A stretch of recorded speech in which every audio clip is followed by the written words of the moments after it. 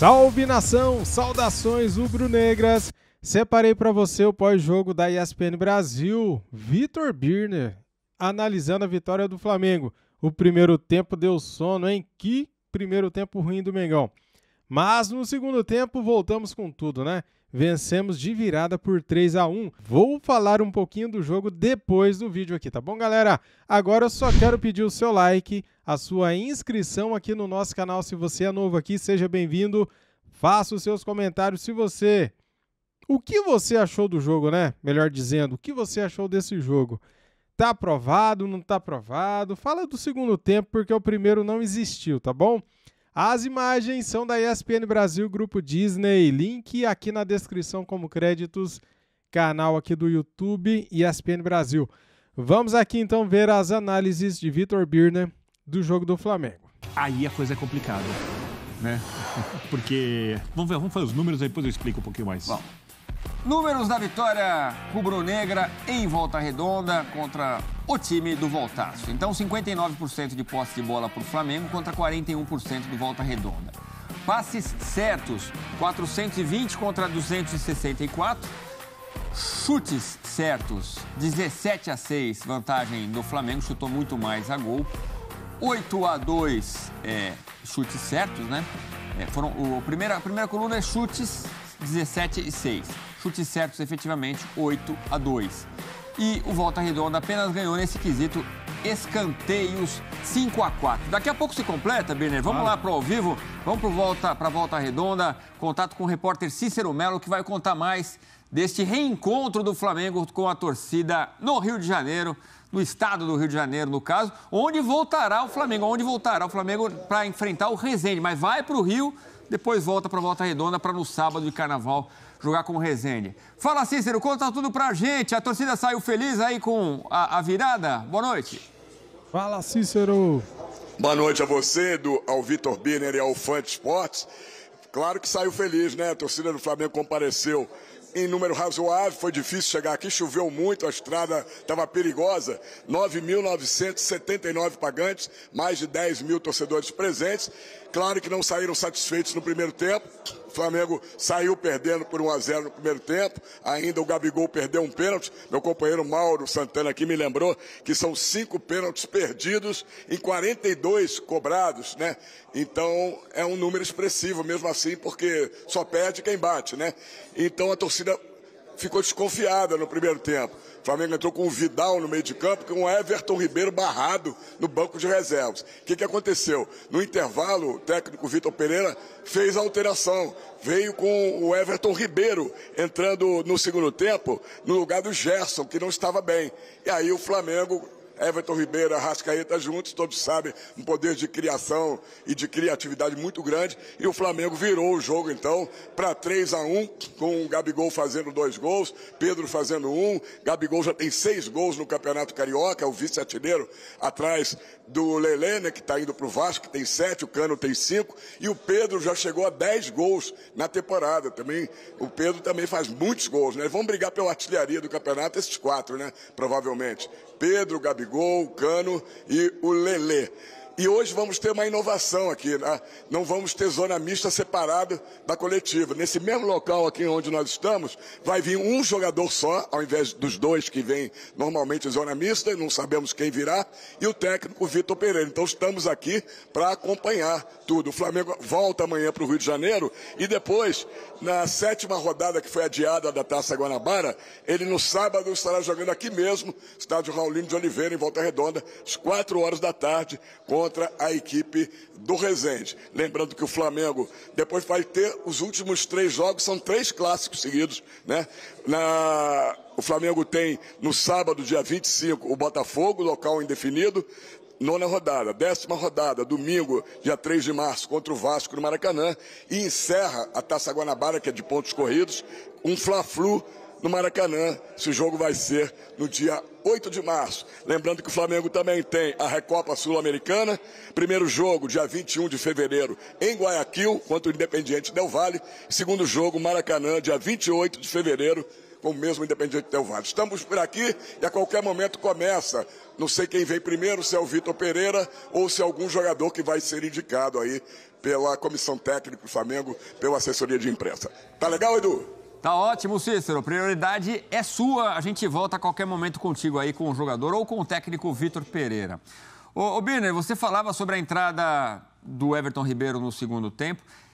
Eu já não lembro mais o que você falava, mas eu queria saber uma coisa. Você vai retomar seu raciocínio. A tentativa do Vitor Pereira foi de mostrar mais solidez na defesa com a entrada do Vidal. Sim. Não conseguiu, porque o primeiro tempo foi 1-0 pro Volta Redonda. Se eu disser que o primeiro tempo foi ruim para o flamenguista e para quem está acompanhando a gente, que não viu o jogo, eu vou mentir. O primeiro tempo do Flamengo foi muito ruim. Muito ruim. Quer dizer, não deu certo, então, a ideia. Ele perdeu muito em construção, em capacidade de criar chances de gols. Isso mudou com a entrada do Everton Ribeiro no lugar do Gerson. E ele não ganhou solidez defensiva. O time girava a bola com muita lentidão, muito, muito mal mesmo. E se ele for se apegar ao que viu no primeiro tempo como referência para essa tentativa, ele largou a ideia. Largou a ideia. Porque o primeiro tempo do Volta Redonda, para mim, foi melhor que o do Flamengo, tá? Porque o Volta Redonda encontrava algum espaço para o contra-ataque, conseguia, com uma marcação boa atrás, fechar os espaços para o Flamengo ter grandes chances de gol. O jogo corria num ritmo muito abaixo do ritmo que o Flamengo consegue impor. Se eu for me pensar no que eu vi do Flamengo nessa temporada, ainda é cedo para a gente fazer qualquer tipo de constatação. O técnico precisa de mais tempo, ele fala que quer construir um jogo a partir da posse de bola, e isso demora mais para fazer. Então, qualquer tipo de avaliação definitiva agora é injusta com o técnico e com os jogadores do Flamengo.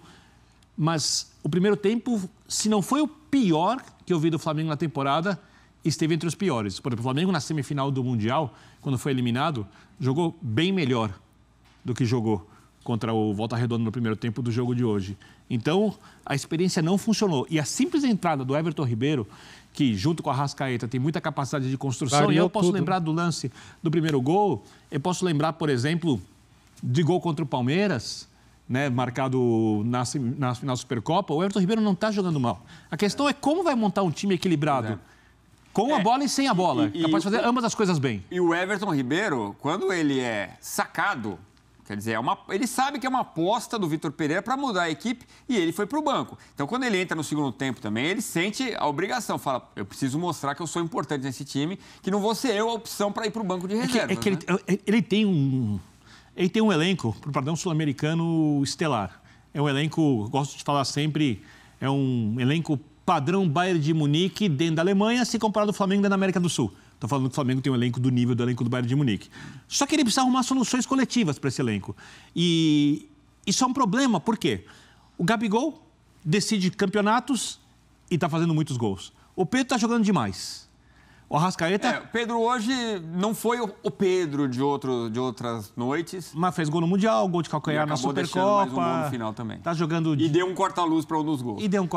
Às vezes é isso, o cara não joga bem, um cara como o Pedro, mas faz um corta-luz maravilhoso, faz um gol no final. E o não jogar bem tem muito a ver com aquilo que o Flamengo não fez no primeiro tempo. Porque a bola precisa chegar, passar por ele mais vezes para ele poder construir. Então temos dois jogadores ali que têm sido decisivos.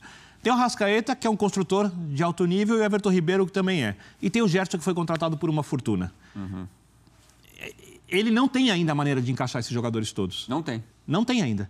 E se ele quiser tornar o time mais técnico possível, ele vai ter que encaixar. Aí, eu tenho que lembrar do Flamengo do Jorge Jesus, que era diferente, porque tinha o Bruno Henrique, que fazia um lado esquerdo do centroavante. Porque o que era o Flamengo do Jorge Jesus? Era o Arão jogando como o marcador da equipe. O Gerson vinha por dentro, era o segundo jogador de meio campo. O Arrascaeta saía da esquerda para construir, ou vinha por dentro. Quando o Bruno Henrique via para ser um segundo centroavante, fazia ou ponta ou centroavante, o Arrascaeta abria por aquele lado. Ou o Gerson, e o Gabigol girava. E não se achava.